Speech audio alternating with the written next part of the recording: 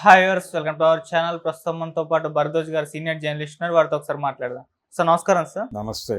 Sir, laddu వివాదం పైన అంటే ఒక పులి స్టాప్ పెడదామనో లేకుంటే రివర్స్ ఫైట్ చేద్దాం టీడీపీ పైన అన్న ఒక ఉద్దేశంతో జగన్మోహన్ రెడ్డి గారు కూడా దీక్ష చేపట్టారు. తిరుమల కొండ పైన కూడా తను వెళ్ళాలని డిసైడ్ అయిపోయారు. అయితే ఇప్పుడు ఒక టాస్క్ వచ్చింది ఆయనకి. తిరుమల కొండపైకి వెళ్ళాలి అంటే ఖచ్చితంగా డిక్లరేషన్ పైన సంతకం పెట్టాలి అని అంటున్నారు. కూటమి నేతలు కూడా అదే నిర్ణయం తీసుకున్నారు. ఖచ్చితంగా డిక్లరేషన్ పైన సంతకం పెట్టిస్తేనే అలౌ చేయాలన్నట్టుగా వాళ్ళు కూడా మాట్లాడుతున్నారు. మరి ఇప్పుడు జగన్మోహన్ రెడ్డి గారు ఆ డిక్లరేషన్ పైన సంతకం చేస్తారా లేదా అన్నది కూడా ఒక చర్చ మొదలైంది సార్. మరి మీరేం చెప్తారు సార్ దీని గురించి? డిక్లరేషన్ మీద సంతకం పెట్టించాలి అనేది బలవంతంగా చేయించే ప్రయత్నం డెఫినెట్గా చేస్తారు.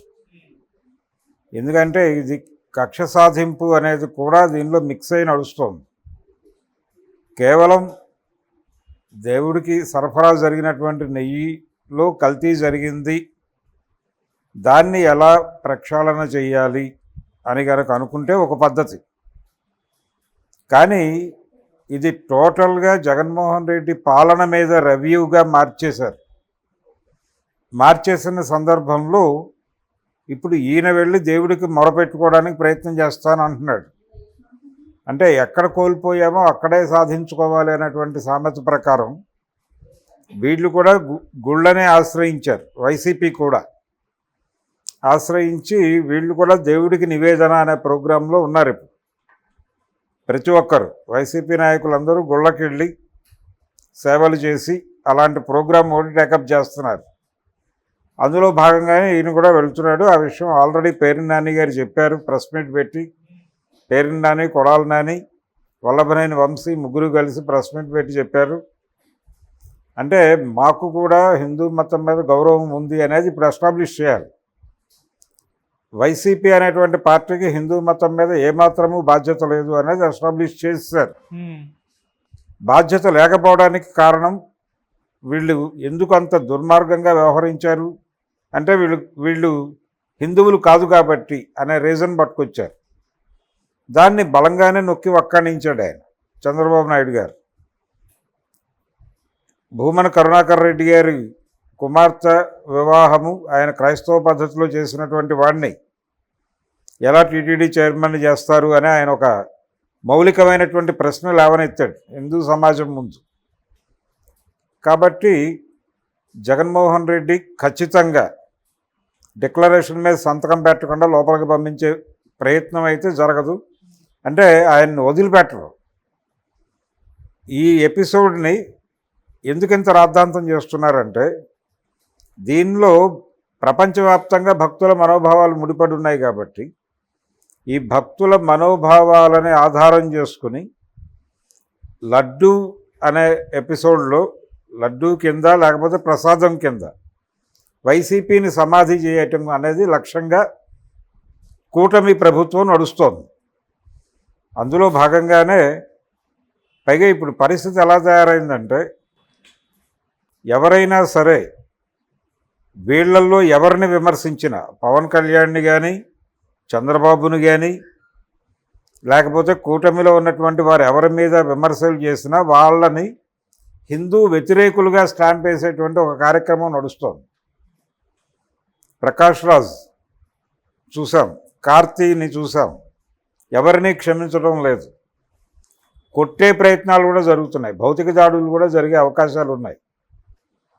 కాబట్టి ఒక టెర్రరైజ్ చేసి రాజ్యం చేయాలి అనేటువంటి ఒక కార్యక్రమం నడుస్తోంది ఏపీలో.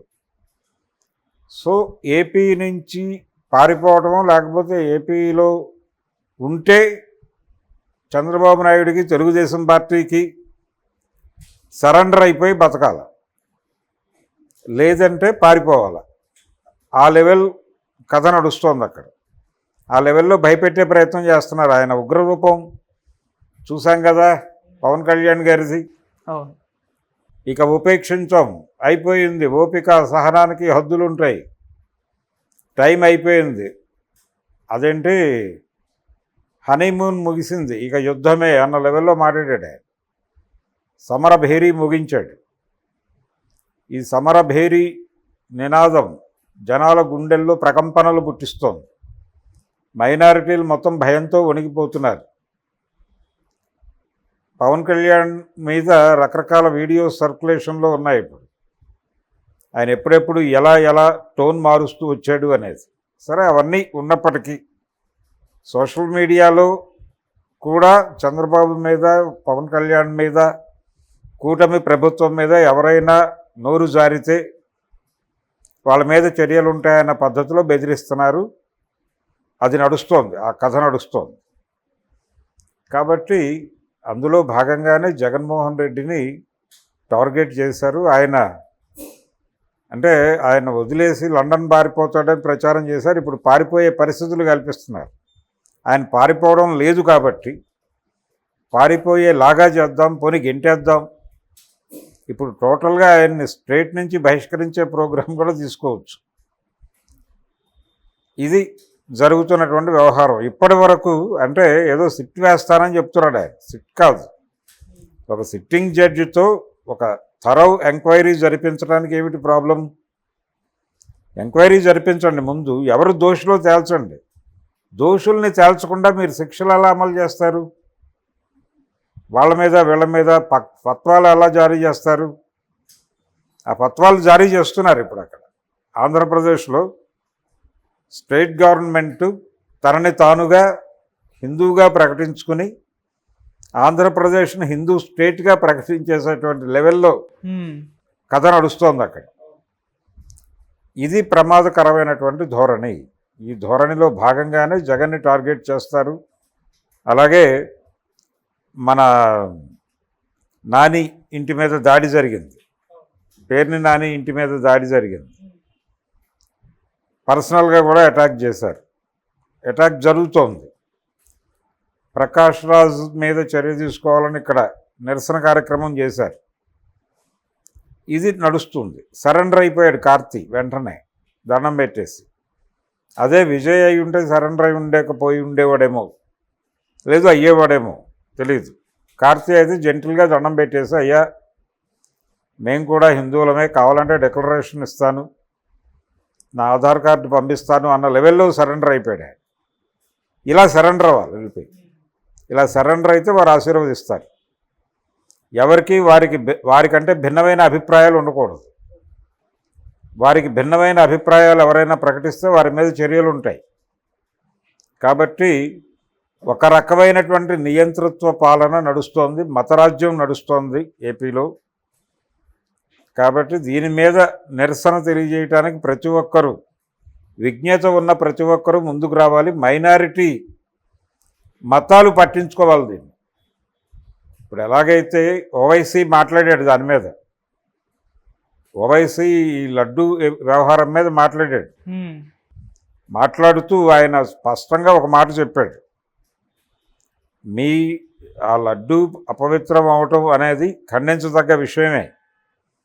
ఎవరు దానికి బాధ్యులో వారి మీద కఠినంగా చర్యలు తీసుకోండి, కానీ ఆ పేరుతో మైనారిటీల మీదకి రాకండి అన్నాడు ఆయన. అంటూ వక్ఫ్ బోర్డులో హిందువులు ఉండాలి ఇవన్నీ మాట్లాడేస్తున్నారుగా మీరు.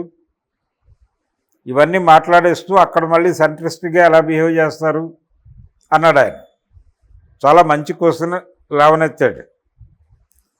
ఈ ప్రశ్న లేవనెత్తడంతో పాటు ప్రభుత్వం అనుసరిస్తున్నటువంటి ఈ ఏకపక్ష విధానాలు, హిందూ మతానుకూల తనని తాను హిందువుగా ప్రకటించుకునేటువంటి ప్రయత్నం చేస్తున్నటువంటి కండిషన్, లౌకికవాదం అనేది ప్రమాదంలో పడిపోయినటువంటి సందర్భం. ఆంధ్రప్రదేశ్లో మైనారిటీల జీవితాలు ఏమిటి అనే ప్రశ్న ఉదయిస్తున్న సందర్భంలో మైనారిటీలు స్టేట్ గవర్నమెంటు అలాగే ముఖ్యమంత్రి ఉప ముఖ్యమంత్రి చేస్తున్న విచిత్ర విన్యాసాలు, వీటి మీద ఓపెన్గా మాట్లాడి ప్రొటెస్ట్ చేయగలిగితే వాళ్ళతో పాటు లౌకిక శక్తులు, ప్రజా సంఘాలు కలిసి సంఘటితంగా ఆంధ్రప్రదేశ్లో ఒక ప్రజా ఉద్యమం నడపాల్సినటువంటి అవసరం ఉంది. ఇప్పుడు అది జరిపితే తప్ప ఈ పూనకాలు దిగవు. అప్పటి వరకు ఈ టార్చర్ కొనసాగుతుంది, అందరి మీద కొనసాగుతుంది, ఎవరిని క్షమించరు. జగన్మోహన్ రెడ్డి డిక్లరేషన్ ఇవ్వకుండా తిరుమలలో కాలు పెట్టనివ్వరు. డెఫినెట్గా ఆయన రెసిస్ట్ చేసే ప్రయత్నం చేస్తాడు. ఆ రెసిస్టెన్స్ని కూడా వాళ్ళు టాలరేట్ చేయరు. ఘర్షణ జరుగుతుంది అనివార్యంగా, దాన్ని ఎక్స్పోజ్ చేసుకుంటాడు ఆయన. ఇప్పుడు ఆయన పొలిటికల్ గేమే ఆడుతున్నాడు, వీళ్ళు పొలిటికల్ గేమే ఆడుతున్నారు. జగన్మోహన్ రెడ్డి ఈ రోజున టెంపుల్స్కి వెళ్ళి నివేదించుకుందాం అంటున్నాడు. కరువు రోజున ప్రజల దగ్గరికి వెళ్ళి సేవ చేసి విన్నవించుకుందామని ఎందుకు అనుకోలేదు ఆయన? అది ప్రశ్నే కదా ఆయన మీదకి. సో ఎవరూ గొప్పోళ్ళేం కాదు, రాజకీయాల్లో ఉన్నవాళ్ళు రాజకీయ వ్యాపారస్తులు అంతవరకే. అయితే చంద్రబాబు వ్యవహరిస్తున్న తీరు, పవన్ కళ్యాణ్ వ్యవహరిస్తున్న తీరు ప్రమాదకరం. ఆ ప్రమాదకరమైన తీరు మీద ఒక బలమైన నిరసన తెలియజేయాల్సిన బాధ్యత ఇప్పుడు ఆంధ్రప్రదేశ్లో లౌకికవాదాన్ని నమ్ముతున్నటువంటి వాళ్ళు, అలాగే వివిధ ప్రజా సంఘాలు, మైనారిటీ సంఘాలు, వీళ్ళందరూ సంఘటితమై ప్రభుత్వం జరుపుతున్నటువంటి ప్రభుత్వం నిర్వహిస్తున్నటువంటి పెద్దలకు వస్తున్న